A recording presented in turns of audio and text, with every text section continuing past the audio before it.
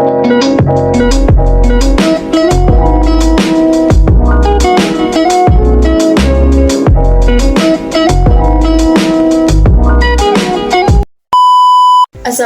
warahmatullahi wabarakatuh. Halo semua, kembali lagi dengan saya Dwinda Julianti. Pada video kali ini saya akan membahas kembali materi-materi yang sudah bahas sebelumnya, yaitu materi dari mata kuliah pengantar teknologi informasi. Pengenalan teknologi informasi. Pengenalan teknologi komputer berasal dari bahasa Latin, yaitu compature, yang berarti menghitung. Pada awalnya komputer memang berfungsi sebagai alat hitung manual seperti sempoa, namun seiring berjalannya waktu atau seiring perkembangan teknologi, komputer bisa berevolusi menjadi mesin elektronik canggih yang dapat melakukan berbagai macam tugas. Fungsi komputer. Fungsi komputer melakukan perhitungan, pengelolaan data, menjalankan program, menampilkan informasi, berbagai komunikasi, dan masih banyak lagi. Komponen komputer. Komponen komputer terdiri dari 3 komponen utama. Yang pertama, hardware atau perangkat keras. Hardware adalah komponen fisik komputer yang dapat kita lihat dan sentuh. Komponen hardware yang penting antara lain. Yang pertama, Central Processing Unit atau CPU, yaitu otak yang memproses instruksi dan data. Yang kedua, memori atau RAM, yaitu komponen utama yang menyimpan data sementara untuk diproses CPU. Yang ketiga, SSD atau hard disk, drive, dan SSD, yaitu komponen yang menyimpan data secara permanen. Yang selanjutnya, input device atau monitor dan printer, perangkat keras yang menampilkan hasil pengelolaan data. Komponen komputer yang kedua ada software atau perangkat lunak. Perangkat lunak adalah program dan instruksi yang mengatur kerja komputer. Software tidak dapat dilihat secara fisik. Yang ketiga, ada brainware atau pengguna. Brainware adalah pengguna komputer yang memberikan instruksi dan mengoperasikan komputer. Keahlian brainware menentukan efektivitas pengguna komputer. Brainware harus memahami cara kerja komputer. Manfaat komputer yang pertama, meningkatkan produktivitas. Komputer dapat membantu menyelesaikan pekerjaan dengan mudah dan cepat. Yang kedua, memperluas akses informasi. Maksudnya, komputer dapat menggunakan untuk mencari informasi tentang berbagai topik melalui internet. Perangkat keras. Ada beberapa jenis sistem komputer, yaitu yang pertama, Windows. Windows adalah salah satu sistem operasi yang paling banyak digunakan di dunia. Windows memiliki berbagai fitur aplikasi yang berguna serta antarmuka yang familiar. 2. Linux. Linux adalah sistem operasi open source yang mendukung berbagai fleksibilitas yang tinggi. Yang ketiga, Android. Android adalah sistem operasi yang biasanya digunakan pada smartphone dan Android merupakan produk keluaran Google.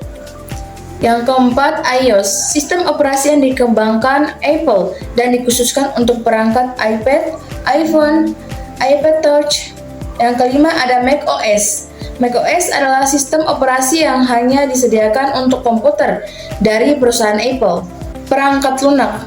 Perangkat lunak adalah sekumpulan program komputer yang mengatur fungsi dan kerja perangkat keras atau hardware komputer. Berikutnya ada tipe software. Yang pertama, sistem software berperan dalam mengkoordinasikan aktivitas dan fungsi perangkat keras dan perangkat komputer yang lain, yaitu sistem operasi, utilitas, dan middleware.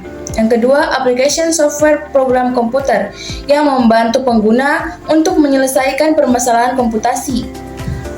Operation system bertindak sebagai antarmuka antara aplikasi software dan hardware. Selanjutnya, apa itu basis data? Basis data adalah kumpulan data yang dirancang dengan baik, terorganisir, dan dikelola dengan cermat.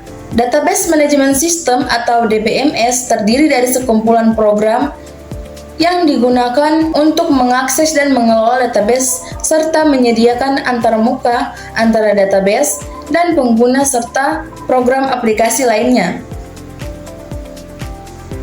Selanjutnya ada fundamental.